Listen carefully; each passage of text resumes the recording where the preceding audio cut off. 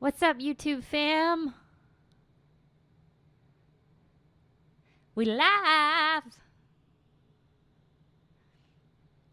Anybody in the house? Let's make sure this thing is working. Getting Twitch on, Periscope, Facebook. Let me know if you can hear me. I certainly hope you can.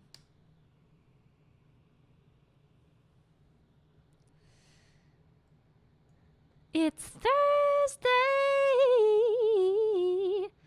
Hi, Nikhil. What's up? Can you guys hear me okay? Live. For our love streams, Dr. Neck Beardo for the win with your username. All right, let's get the IG popping. Working. What's up, Kevin? El saxofonista. I wonder what you play.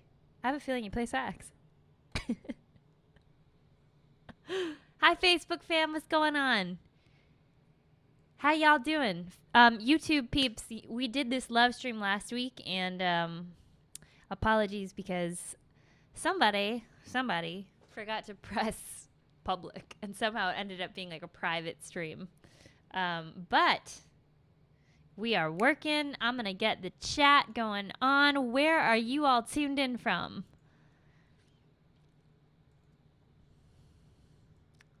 I would love to know what city you're tuned in from.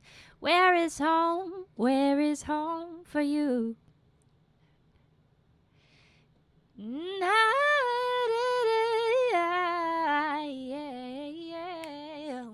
is home?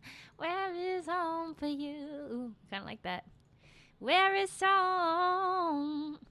Where's the chat? That's what I need to know. I'm using this program called Restream, everybody. In case you are wondering how I'm on multiple platforms at once, it is not just magic. And I really want to figure out where the chat button is. I'm thinking of starting a new show that's just called Where the Heck is Anything Tech Related? It's the technology show. I'm just kidding. I kid. Okay. I got the chat going on. Hi, Tony. Tony is in Florida. Let's go live on the gram. Poland in the house. I love that. What up, IG? Hi, Robert in Boston. All right, we're working. Argentina in the house. I got my coffee. Ooh, first person to join. Bassoon Springer. Very nice username. All right, everybody. We're here for the love streams. I don't know what we're about to do. We're about to do something. It's mainly checking in on you. Hanging out. And just some connection to my peoples. You know what I'm saying? So, what up, IG? Louise, thank you. We had a lovely weekend. Pasha wrote me a very sweet, my boyfriend wrote me a very sweet anniversary card. Louise just said happy anniversary. We celebrated 3 years, my boyfriend and me, the other weekend. And it was lovely. We hung out in Williamsburg, New York, in Brooklyn. And there's this really cool park. And it's interesting. They've like, in the park, there's these white circles. It almost looks like it's chalk, but they painted it. And they're like your own little self-isolation bubbles. And they made it real easy for people to be like, you can sit here, you can sit here, you can sit here, you can sit here. But don't sit there. And there was this really, really, really cute puppy that was running all over everybody's self-isolated bubbles. And we were all like, oh, come on. Snuggle me. Let's snuggle. So it's really good to see all of you. You know, we do these weekly check-ins. Last week, I was getting the lowdown from all of you about what's going on with reopening. What up, Josh? Hi, Max. there honestly is not that much of an update in New York. I'd say all the places I've been are still kind of the coffee shops. It's like 4 people at a time. It is a vibe, though, you guys and gals. It is such a vibe to be outside, and just like all the restaurants have seats to eat outside, and I love that. I have a tendency in the summertime to want to eat outside anyways. And so in the past, sometimes I would just look up restaurants that had outdoor seating. But right now, it's like everybody has it. Even if that means they have to like put benches and chairs kind of on the street. Like it's kind of their only way of opening up. So everyone's doing it. And it is a vibe. Marie says, love your music. Thank you so much. Yeah, so what's going on with all y'all? What's the most exciting thing of the week? And what's happening in your cities? I know some of them haven't been doing so well with COVID. And also, let's take some questions. Hey, okay. Wow. Jacqueline just gave me the nicest compliment on YouTube and said, I like how you can say anything. I like how you can say literally anything and make it sound beautiful. Jacqueline, you just made maybe my month. No, really, thank you. That's such a compliment. Oh, Barbara's tuned in from Ireland. Okay, Vince is asking, what's my favorite color? For a long time, my favorite color was purple. Ever since I was little Grace. Little Grace. I'm talking like 7 years old. I loved royal purple. That was my color.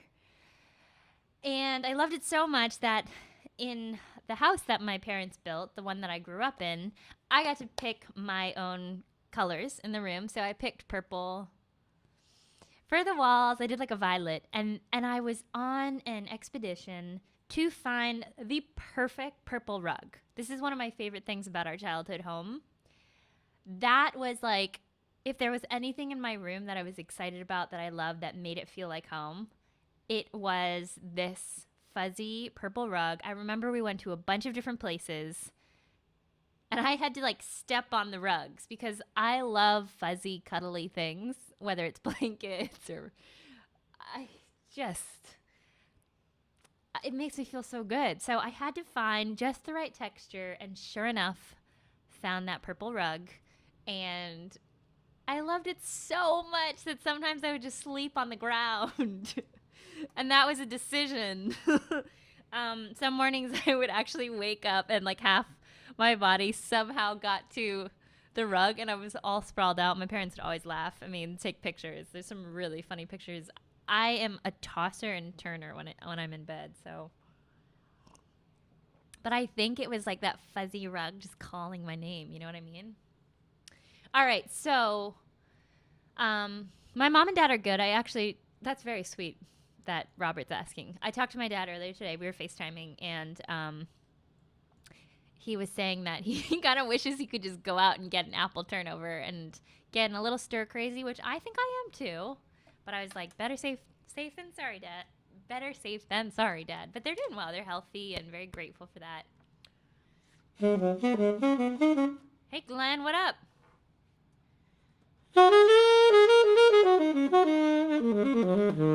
Oh, somebody's saying my audio is only in... Adam's saying my audio seems to only be in his left ear. Can anybody confirm? Is that the case for all of you? That would be wild, because then I could pan my saxophone to your right ear. Ooh. And that could be an experience that only you and I would have. Okay, anyways, let me know if that's the case. The same thing's happening for me. Oh, weird. Okay, you know what? It might be in like mono or something. Let me try. Let me try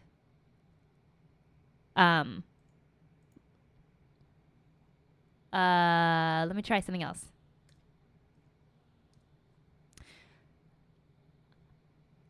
IG fam, you got some questions? I might have some answers, so hit me. Let's see what we got.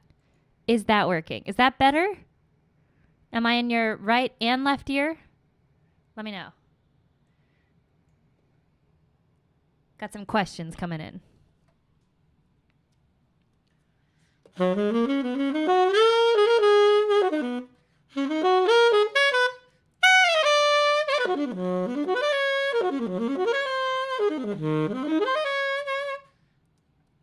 how weird. People are saying it's only coming in the left ear. You're hearing it in the right, but it's pretty quiet. Well, you know, I definitely did not plan to massage just your left ears.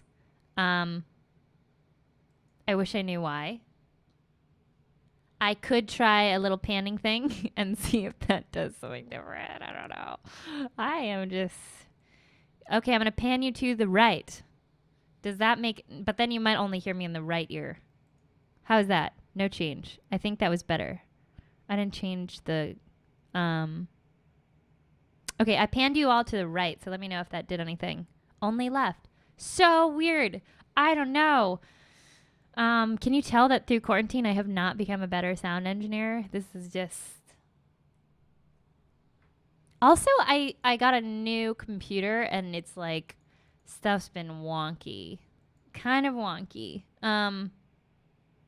Let's try... All right, I love that these questions are coming in. I'm going to take some questions, too, as we're here. Ask Joe to teach you bass. Joe Dart, teach me bass. Can you imagine if I just started studying bass with Joe? You'd be like, blah, blah, blah. I was watching Vulfpeck last night. They were live at Madison Square Garden. Oh my gosh, you guys. If you have not seen that, y'all need to go see Vulfpeck kill it for a sold-out crowd at Madison Square Garden. It's up for free on YouTube. It's about 90 minutes of the most enjoyable thing you'll ever see of the most incredible musicians that I feel so stoked to have made music with and call my friends. What? Okay.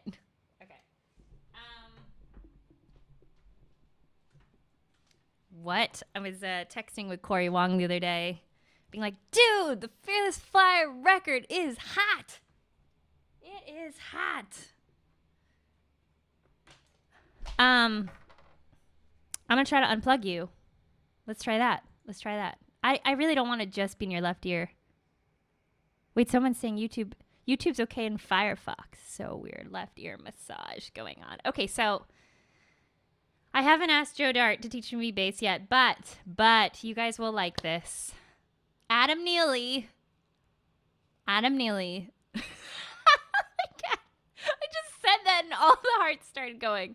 Okay, let me give a little context to Facebook and YouTube friends. If you don't know who Joe Dart is, he is one of the most incredible bass players, young millennial bass players, also on the Fearless Flyer record and plays in Vulfpeck. Look him up right now because he's got a whole style on his own that is so sick. And Adam Neely is another incredible bass player and a friend of mine, and he featured me in one of his vlogs a while ago, and he is a YouTube star, and he is a really, really, really smart dude who is incredibly good at making content and teaching people about music. So Adam saw one of my stories of me playing bass, and he gave me some tips, and I was kind of, I don't know, it's like, okay, wait, let me just try to unplug the mic for a second so that I'm not massaging just everyone's left ear. Instagram, you good. IG. I'm just talking about my YouTube and my Facebook peeps. So 1 second.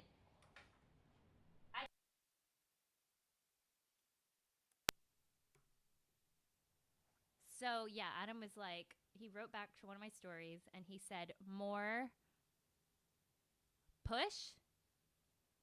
I'm trying to get this right. More push. Can you guys, did that? More push, less pluck. Is that coming in?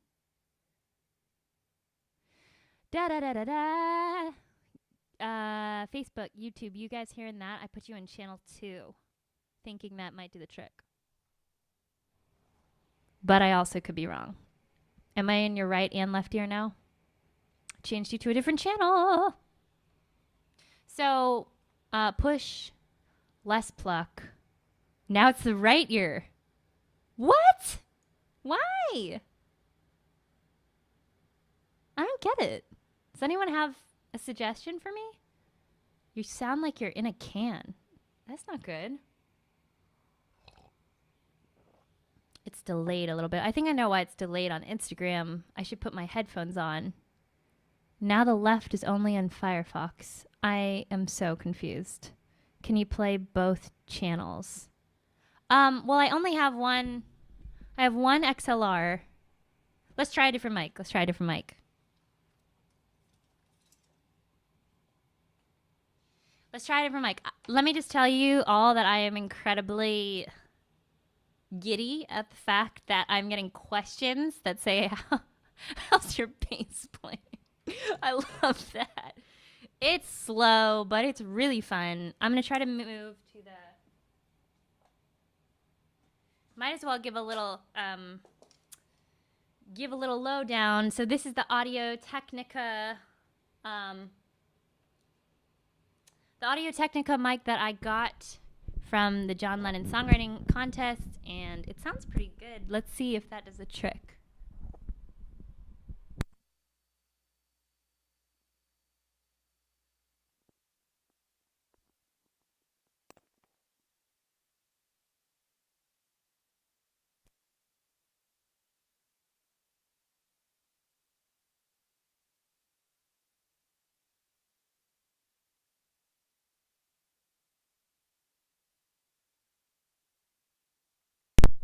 Ooh, sorry. Sorry, that might have been quite... Ooh. Oh, that's not good. That's really loud. Okay. Oh, lordy. Anybody a professional sound engineer out there who lives next to me? Okay, so... Let's see. Oh, did that do anything? Check, check, check, check, check, check, check. Check the mic. Checking the mic. What you say, everybody? This honestly might be like an update thing on my computer. Let's see. YouTube. Okay, some more questions. What's my favorite song to play on the sax? Check, check. I think it depends. Super quiet. Now only the left. All right, well, I'm officially just stumped. Is that... It's worse than it... Is it worse than it was? Should I switch the mic back? Left only, I'm afraid, and it's worse. Okay, I'll bring you back. I'm going to start a new show called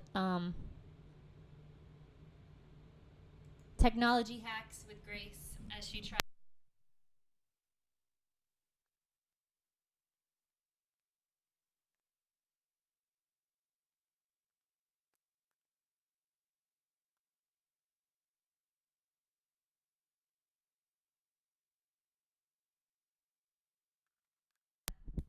Some days it's fun to play tequila on the sax too. You know what I'm saying? Like, I don't know. Some days I want to play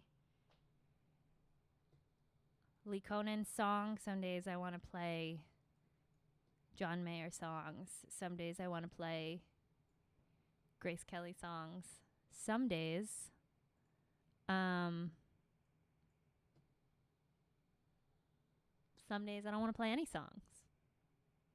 Does that ever happen to you? Plug one mic into channel 1 and the other into channel 2. I like this. I'm getting some really good tips from all of you. I can do that.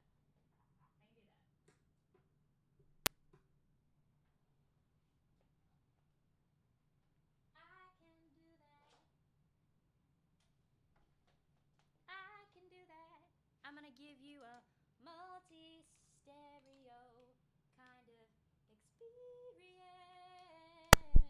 Ooh, I think I should be muting that. All right, so now we got Mad Mics. Cape Town in the house. That's what's up. Look at me. What is going on? Oh my gosh. It looks like I am surrounded by the microphone. I am surrounded by microphones. Woo! That's not gonna look so great in the shot, but it's all that I have currently got. Whoo! All right, okay, everybody, let's see.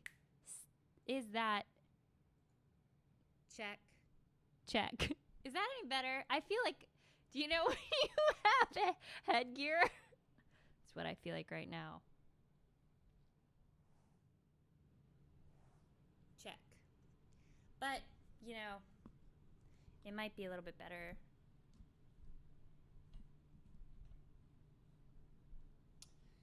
I feel like I have headgear, but in front of my face. Alright, yeah, I'm using different mics, but at least I'm getting stereo audio. I don't know what's going on. Thanks for bearing with me. Weird times, including, you know, for the mics. The mics might also just be sick of quarantine. You know what I'm saying? Maybe they're just like, we have feelings too. But anyways, you know, there's nothing a little, there's a few things that are not as frustrating as having me in just one ear. So it's important that we sorted that out. It sounds best so far. All right, well, good. I'll try to work that out for next week. And, yeah, so what else was I doing? Now I'm like all caught off guard because I don't remember what I was talking about. It's not like your other times. Well,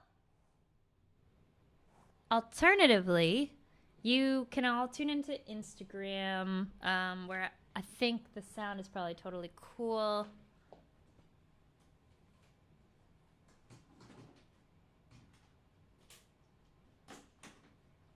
Because it is the acoustic sound. We might as well make this look even more spectacular while we're at it, right? Emma's asking, will there be more jams from the Fearless Flyers / Delta Force in the near future? That, I don't know. I think that record is probably gonna live its life out there. I mean, it'd be super cool if we could get out and play some live shows with those new arrangements.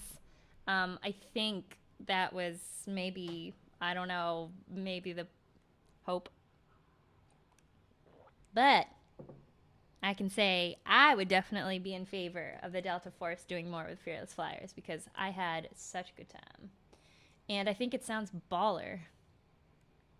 Okay, so what other questions?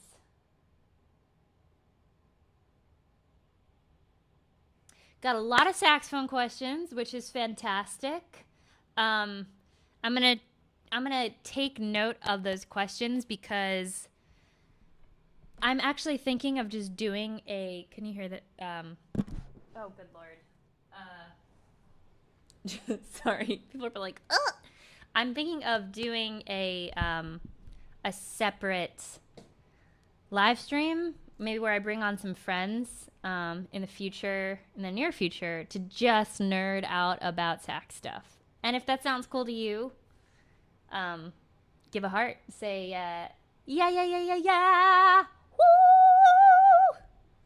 I saw a few hearts. I was actually talking to my friend Jay Metcalf, also known as @Better Sax, earlier today, and we were talking about putting together a live stream to talk about all the sax nerdy things.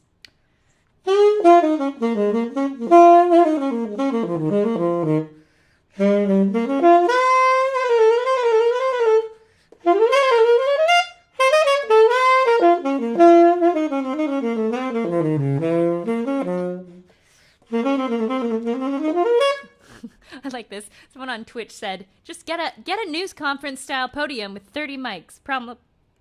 Problem solved. Yes. True that. The next time y'all see me, I'm gonna have a podium with 30 mics. That'd be so funny. Maybe I could do that with a green screen. Alright, so I'm gonna hold off on like all of the really nerdy Mouthpiece sax questions because I'm gonna do that at another time. And also, I do office hours every week with my saxophone brother, Leo P., where we actually have talked a lot about equipment stuff that you can find us really getting into it on Two Saxy's YouTube page. We go into our mouthpieces, our setups, our reeds, our instruments. I know someone's going to ask, how do I get my altissimo? We go into that. Little tidbits, not something, I think a lot of those topics could honestly be like an hour long, and I could totally nerd out with you on them.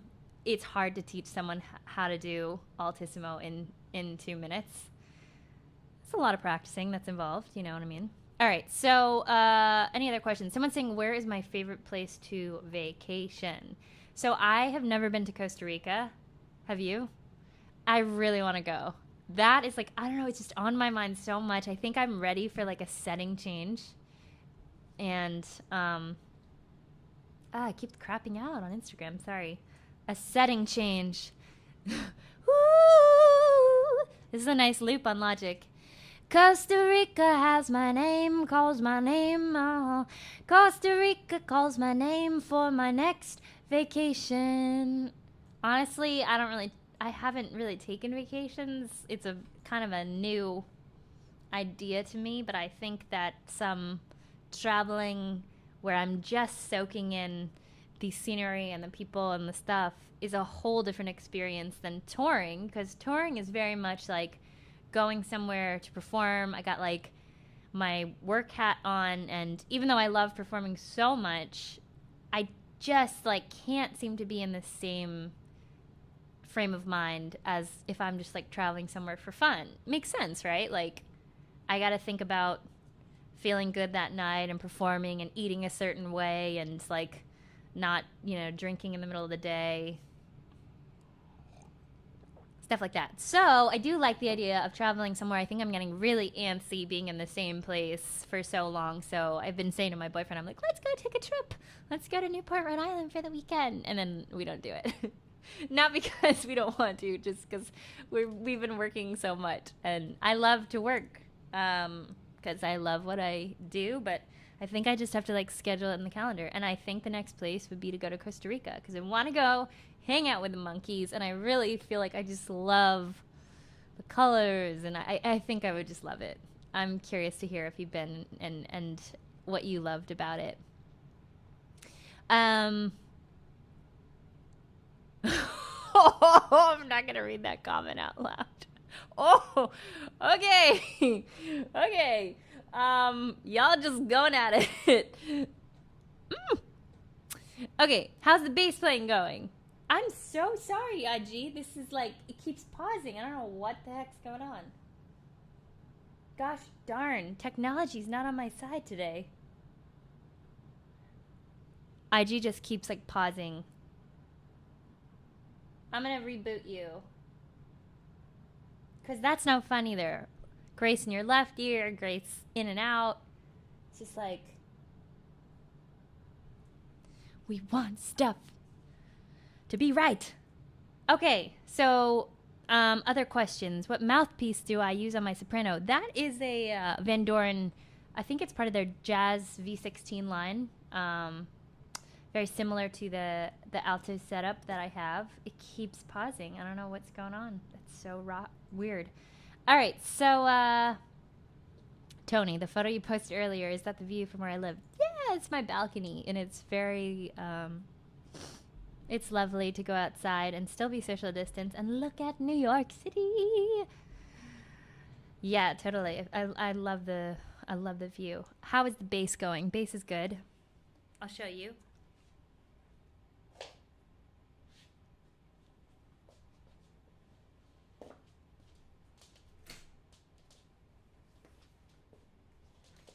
So she's not plugged in right now, but I think the thing that Adam was talking about, Adam Neely, when he gave me the DM, was about my right hand and really just like practicing to pull through. Because I was doing a lot of like plucking, which I think that, it's cool. It makes a really cool sound, but I don't want to be like plucking every note because that's not going to give it the best tone. So He told me that the rest of my technique looks pretty good. It was more just like pulling through. I don't know what y'all think. The most challenging thing has been to anchor my thumb, and it's not really muscle memory yet to know when to move it here, when to move it here. And so the good news is my left hand feels a little bit more calloused, and so it's definitely easier to move around the fretboard on the left hand. It just, in the beginning, it really hurt a lot, and so I think even the right fingers are getting a little bit more calloused. And the thing that I love so much about playing the bass is that it's like every time I pick her up, I feel like I just want to start singing and writing a song, which that part is great because it's very inspiring. It's not it's not helping me practice just like foundational stuff. But, it's okay. I'm kind of like trying to be judgment free on myself because this is just supposed to be really fun for me. And it's not that I'm not really treating it in the same way that I do with like my saxophone practice. It's more like the more instruments that I can play and get to know really helps my writing process and helps me get to know how to kind of relate to other musicians and to other instruments. I think there's a lot of great producers out there. Actually, I was watching Vulfpeck live at Madison Square Garden yesterday, and Jack Stratton, it's like every song he's on a different instrument. Actually, everybody in the band seems to rotate, which is pretty phenomenal. It's like Theo was on drums, the next song he's on guitar, then like Joey went from vocals to piano, and then Jack's just like on 5 different instruments. And I think that's super cool because, I mean, they play at a very virtuosic level, but even from an arranging point of view and even from like a songwriting point of view, and to be able to talk to other people, even about like pretty basic things about their instrument is still, I think, way better than not knowing anything. Like if someone, even if they're just kind of learning the sax, is able to talk some sax talk about like knowing what a reed is and how it vibrates in the mouthpiece, and maybe even knowing some names of, some technical sax things, we have more of a common ground to talk about saxophone than if not. You know what I mean? So, and if they said overtones, I'd be like, whoa, buddy. Did you just say overtones? That is impressive. Okay. Yeah, St. Louis in the house. Love it. Yeah, Valentine's saying, don't worry about practicing, enjoy it. Yeah, I am. I really I feel like I'm playing more like indie type of, just 8th note lines.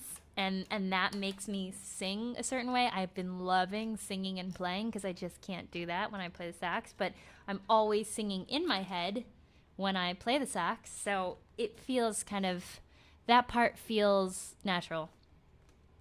Hard because both limbs are doing different things. But it definitely feels like I naturally just want to start singing some stuff. Mr. Mouse, does heavy metal sax exist? That's a really good question. Does anybody know? Because I'd love to check that out. There's a band in New York made up of some friends of mine that they do some like heavy metal brass band stuff, but I have yet to find like just a super shredding heavy metal saxophonist with a heavy metal band. And if you know of one, I would love to see. People are saying not that I know of. Mindy a bear. I don't know.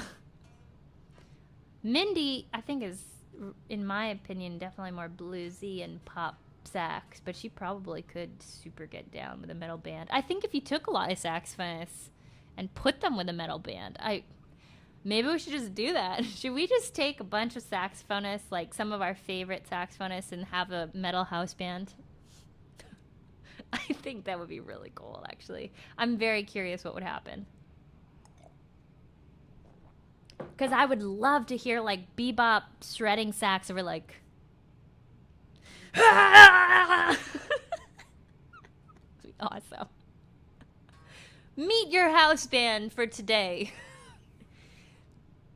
I'm getting so many ideas. I have a feeling that I might think that I might be the only one who thinks it's a good idea because I'm not seeing any immediate hearts. But anyways, that'd be really something. All the things you are, heavy metal style, you know what I'm saying? Okay, so what is harder, sax or bass? To be perfectly honest, I think saxophone is harder. I think saxophone is way harder. It's interesting, like picking up a new instrument really makes me... Picking up a new instrument makes me think about the type of people that pick that instrument. And I think, I don't know, a lot of bass players that I know are just super chill. And, oh, did I freeze on Instagram? A lot of bass players I know are super chill, and it's like, it's just so cool how you can literally play a note on the bass and it comes out. On the saxophone, there's a lot of things at play. Sorry, my phone froze. And I'm not saying that, I'm not saying bass is easier than sax. I think, or am I saying that? Maybe I'm completely being hypocritical. I think I might have said that. Let me rephrase that.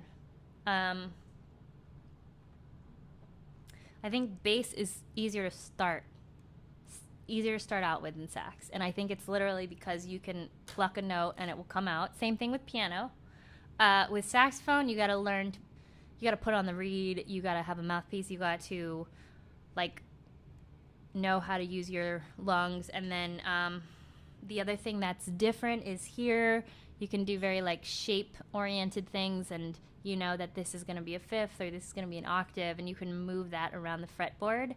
No such thing on the saxophone. There's just no shapes like that. So that's kind of a big difference that I've seen. And honestly, I think from a getting started point of view, the bass is a lot easier to just be able to play a few notes and, like, be able to jam with somebody on a very basic level. Like, I could just play roots.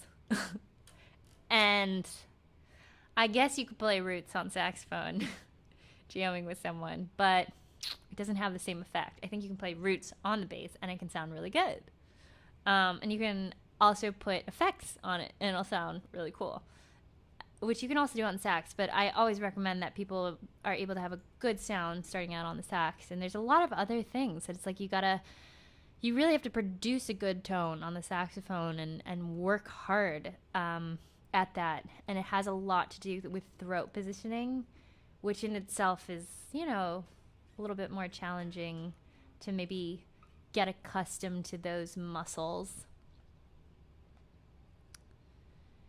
But Bill brings up a very good point. Thank you for saying that. Greetings from the UK. He says, I think some instruments are superficially easier to start, but really advanced and virtuosic levels are all difficult. So true. So true. Thanks, Bill. Yeah, I mean, honestly, I think to get to any virtuosic level on any instrument, it's a very similar process of deconstructing, breaking down, transcribing, technique, foundational things, slowing things way down, practicing, having good posture and coaching.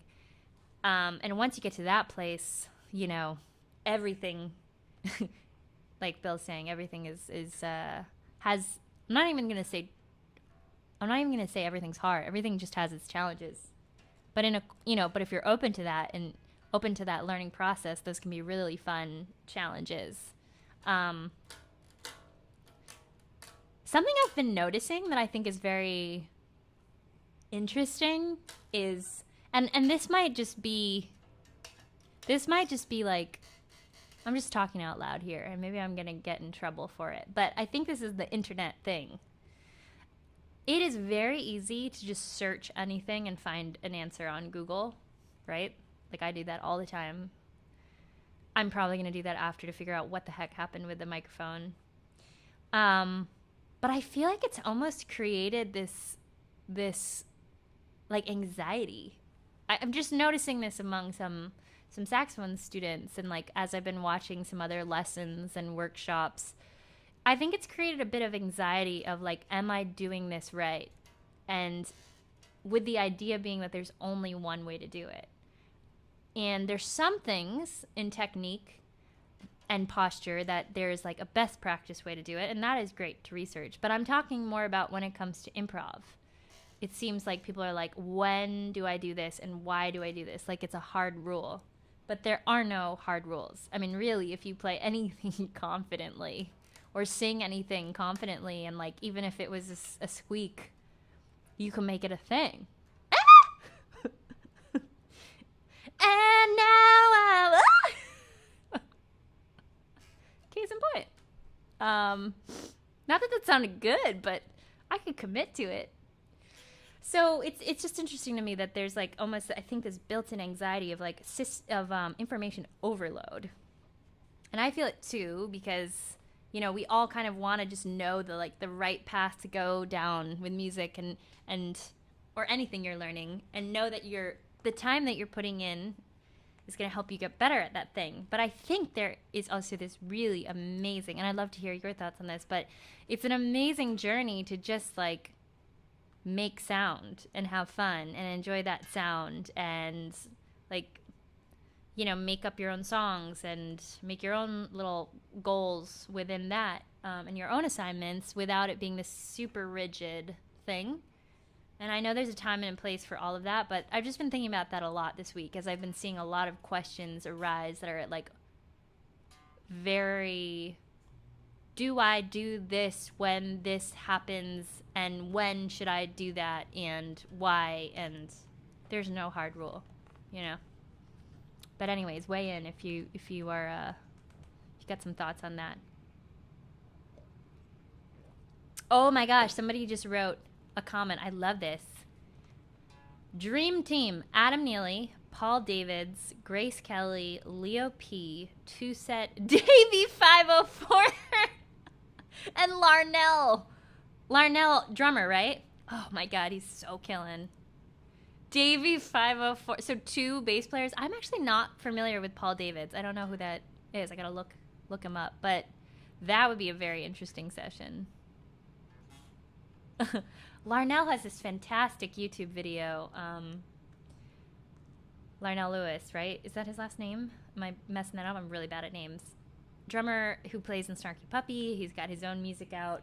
He's got this YouTube video where he memorizes a song after listening to it just one time and then plays it, and it's incredible.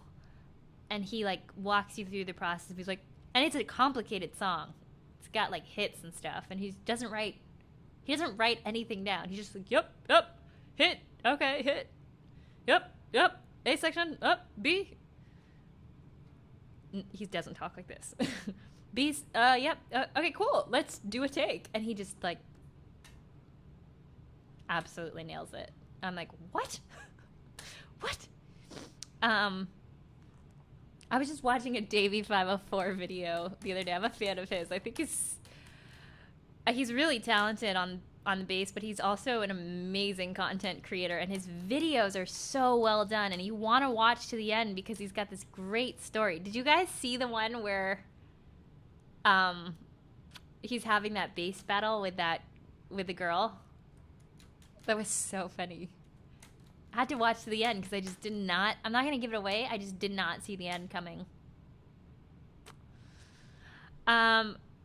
Anyways, I'm getting carried away.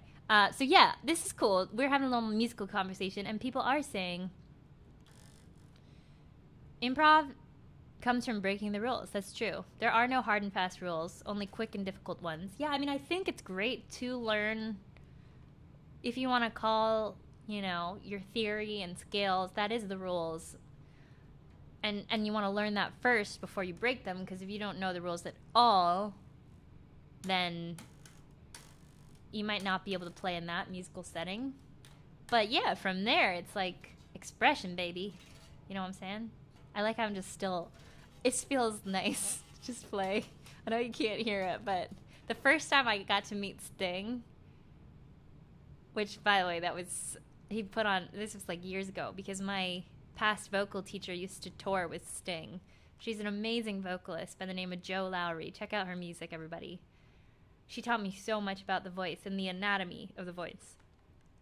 She was my only vocal teacher who really, like, drew out, drew out like the larynx and the thin folds and the thick folds, and would, you know, teach me what twang was. And she taught me using the still method.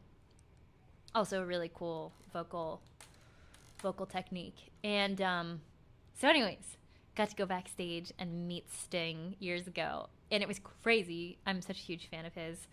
But I was just talking to Joe, and I felt like somebody approaching in my peripheral vision.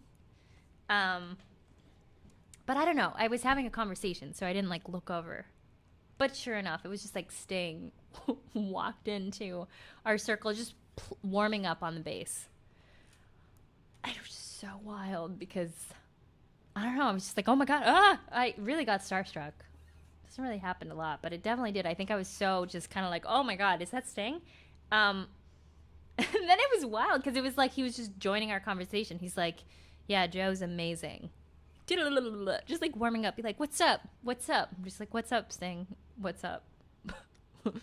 You're what's up? You. Definitely didn't run through that conversation in my head before he had it. But it was just so wild, and he was just warming up on the bass, and I don't know why that came to mind. I guess because I'm just playing stuff. Feels good under my fingers. Yeah.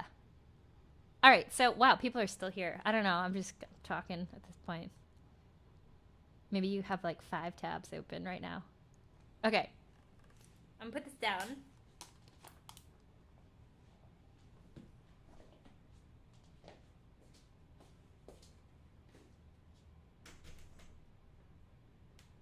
So, one of my,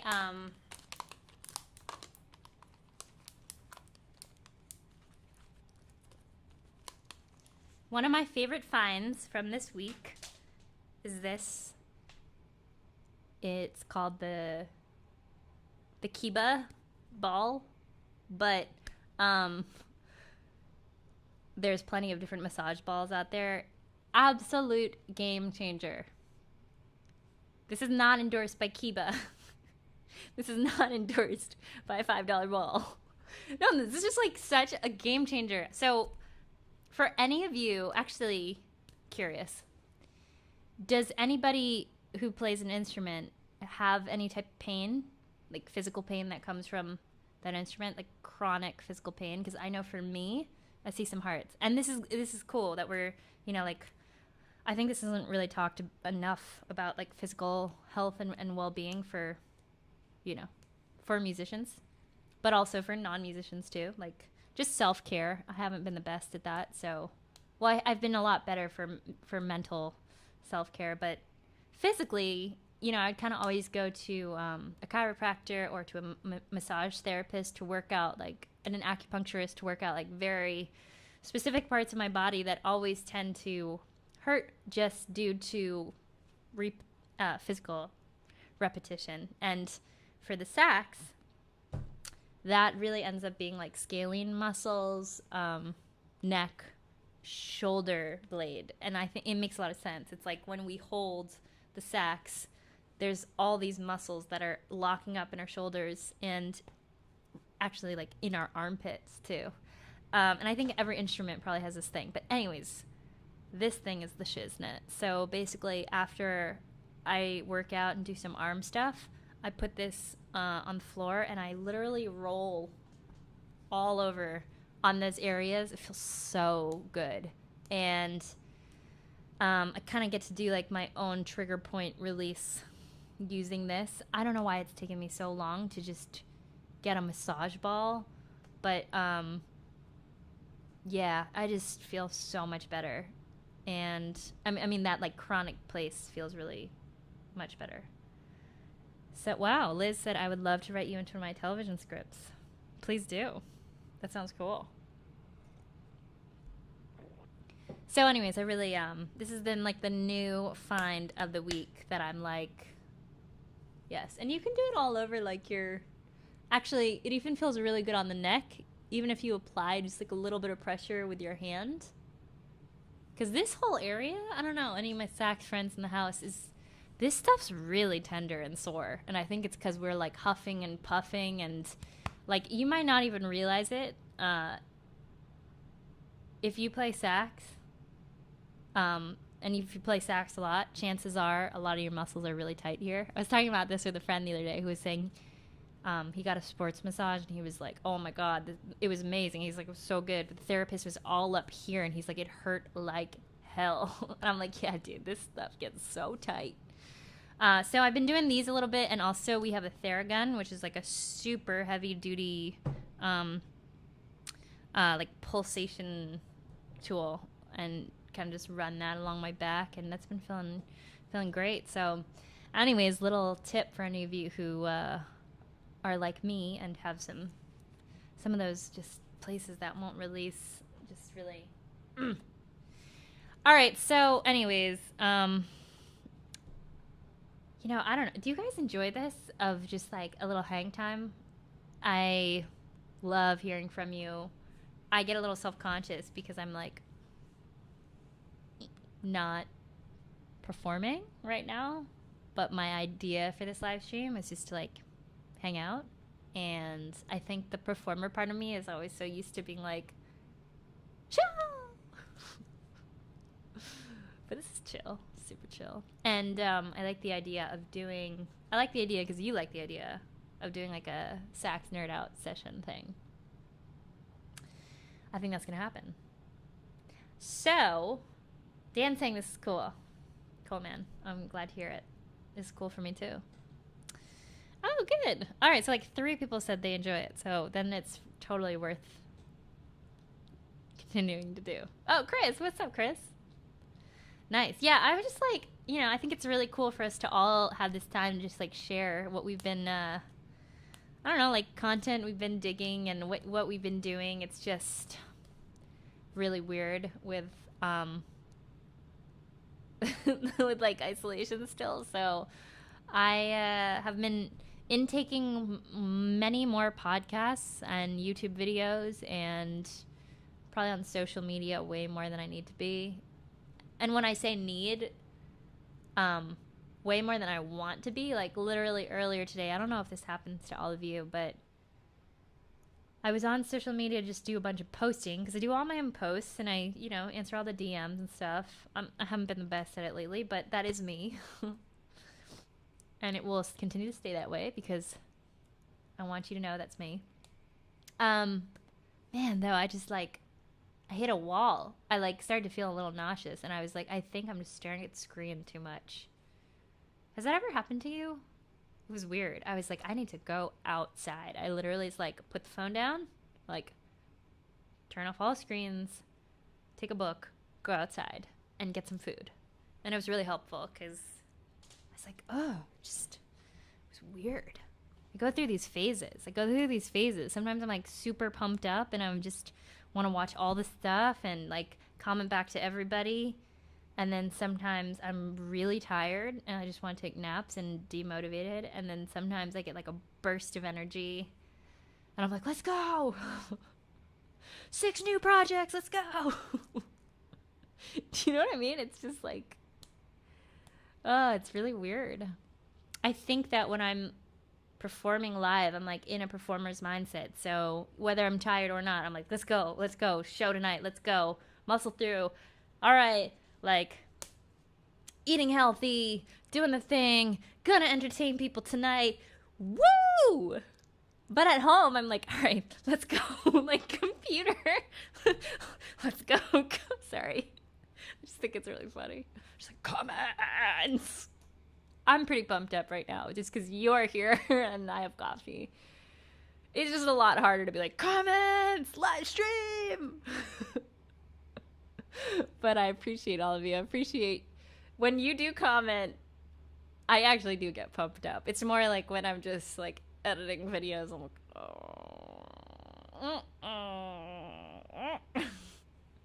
and then when it's out, once it's out to the world, I get really excited. It's just the process of doing. Wow, that's the nicest compliment. Someone said you are a fantastic background noise while I work. You have a lovely voice. Thank you so much, Dr. Neckbeardo.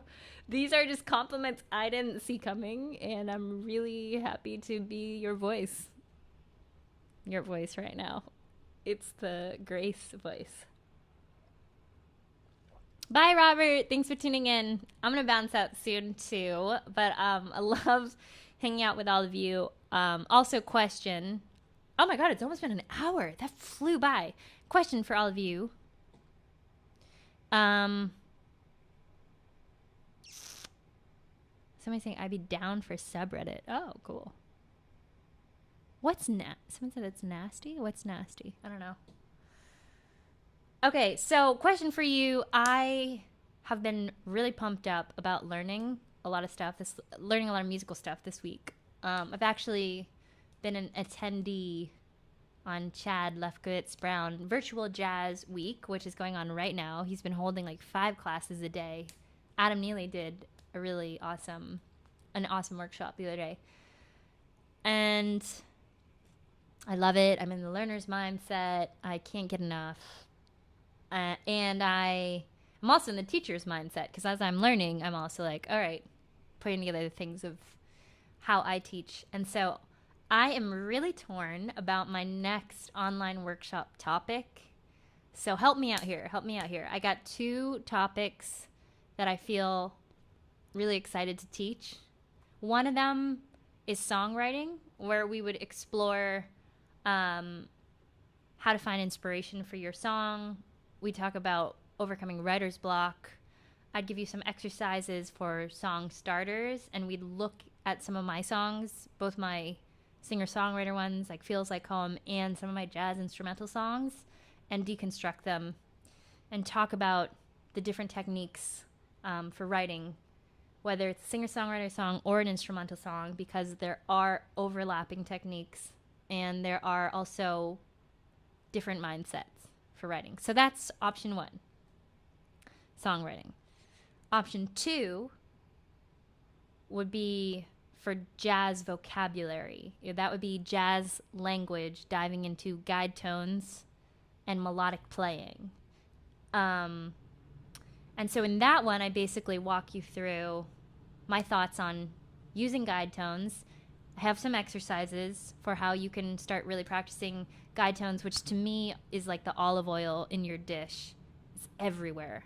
And it will also make your playing sound that much more cohesive. And then we would also do a little listening session within that, and I kind of break it down for you of some of my favorite players. And we can take a look at how they're using guide tones. So, okay, someone's saying do both. Well, that's, yeah. Didn't pick one, but I could do that. I just don't know which one to do first. Any thoughts of what you'd want to learn?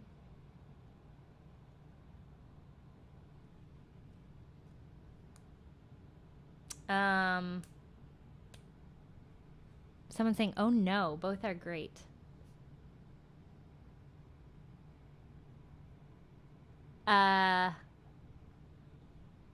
Well, that's good to know. It's good to know. Both are great.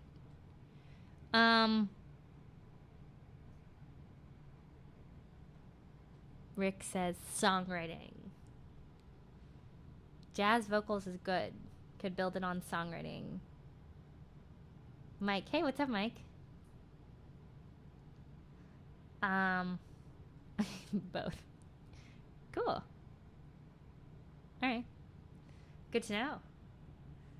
I think both sound epic.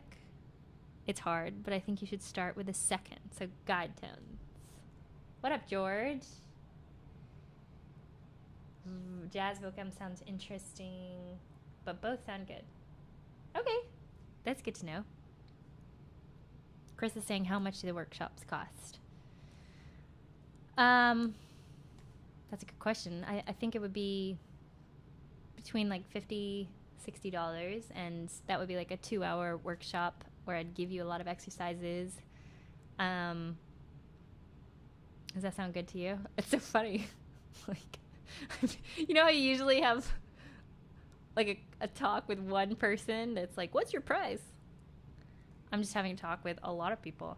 No, actually, the workshops are a really great bang for your buck, everybody, because, usually private lessons are a lot more expensive, and private lessons are tailored to individual people, and I think that's important as a learner, but I also think I can give you a lot of information and the same exercises that I would be giving in private lessons for literally a fraction of the cost. So I know I've been getting a lot out of other people's workshops. I've now taken, I don't know, probably like a dozen online workshops. And it's cool, man, because you walk away with just like a lot of new knowledge and notes. And I've gotten some really cool exercises from people. And the other thing is, you got a replay video, which I think is really valuable because you can ask your questions live. This is what we've been doing for 2 Saxy, and I think it's been going over well. You can ask your questions live, get into it, and then you can always just go back and replay it, and hopefully I said something that was worth replaying.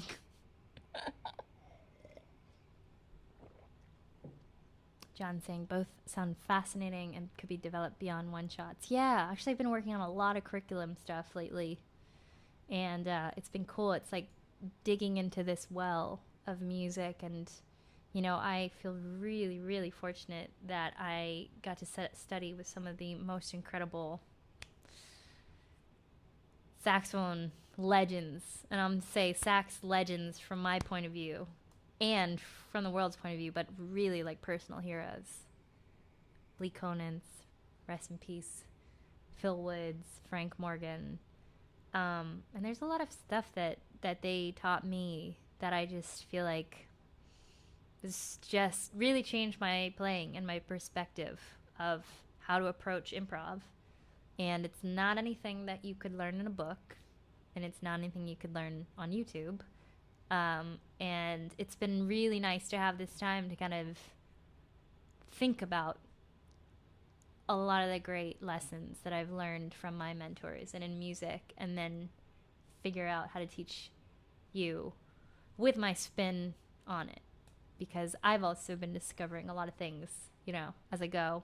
They might inspire you and give you a new idea and fit you well, might not, but I think that's the really cool thing about learning from a lot of different people. If you're on your musical journey, it's awesome to be able... I think at one point I was studying with like 5 different teachers, thanks to my parents. Back in my middle school development, I had like 4 different sax teachers, a piano teacher, was going to combo, ear training. And sometimes something that one teacher would say would make no sense to me. Like, no sense. And then I'd ask the same question to another teacher, and the way they'd explain it would click. Have you had similar experiences? I remember there was one question. I think I was really stuck on something, and it might have been an articulation thing. I asked all of my teachers, and it was like, I think 4 of my teachers explained it, and I was still like, what? And then the 5th one did in a very different way, and I was like, oh, I get it. Cool. And it's interesting. I was like reflecting the other day about something that a really amazing vocalist, I took a lesson with Dominic Eade at one point when I was much younger. It was a vocal lesson.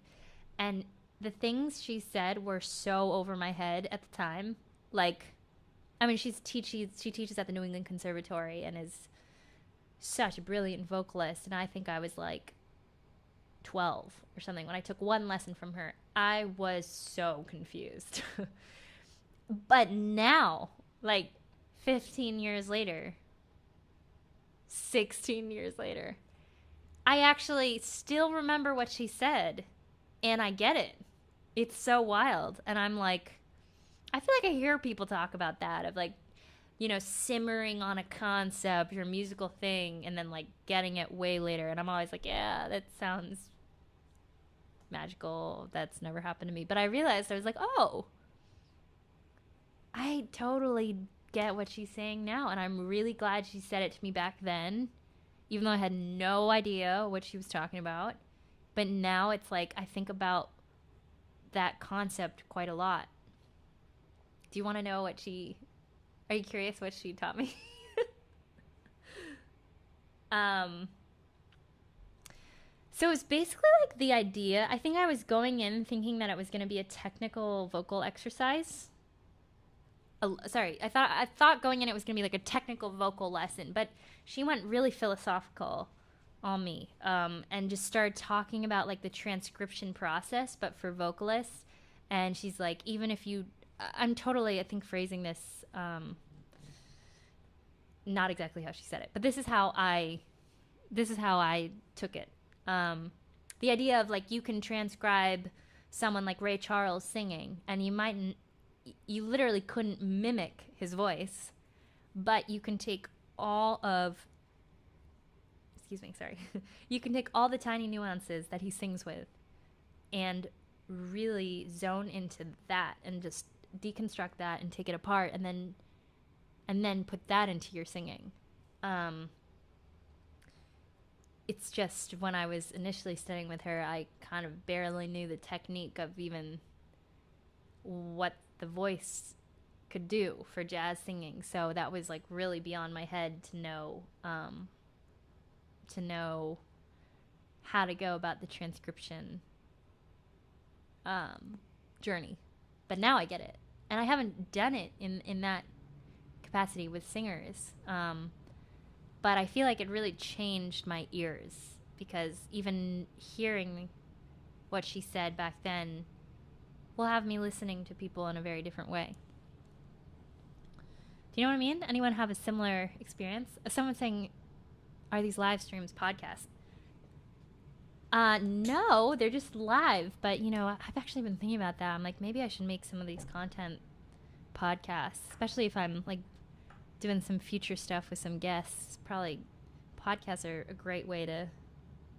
Do y'all listen to podcasts? Should I do that? I think I need a production intern.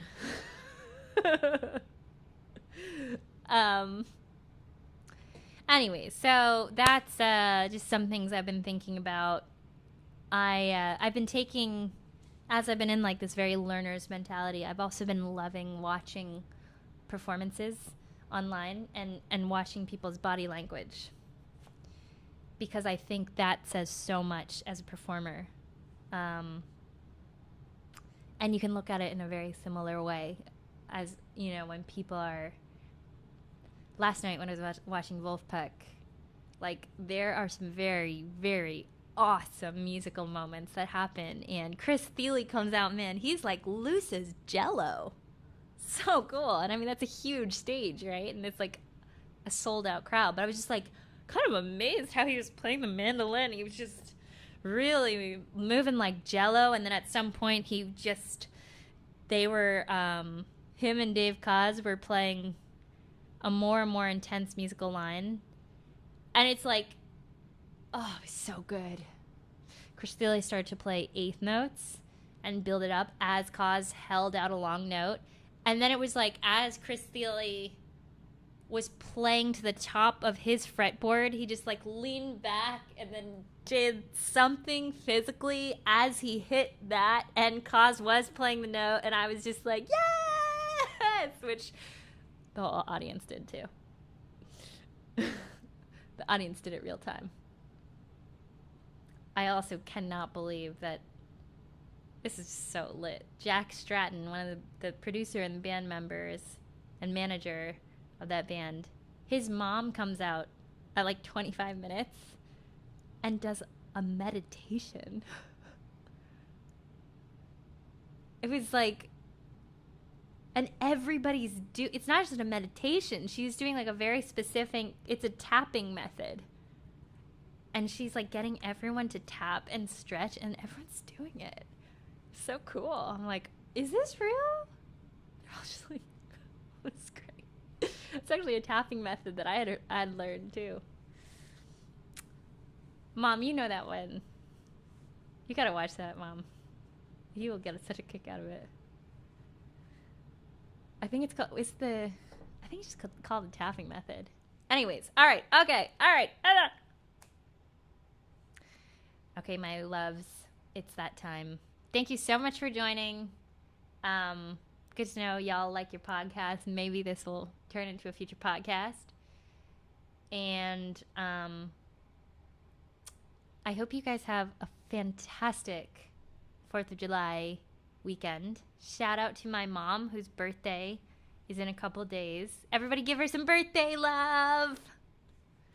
It's weird to have a birthday when quarantined. That happened to me in May. But we can all give her love online, right?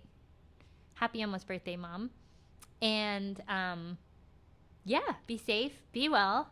I'll see you all next week. And you've really lifted my spirits. So thanks for tuning in.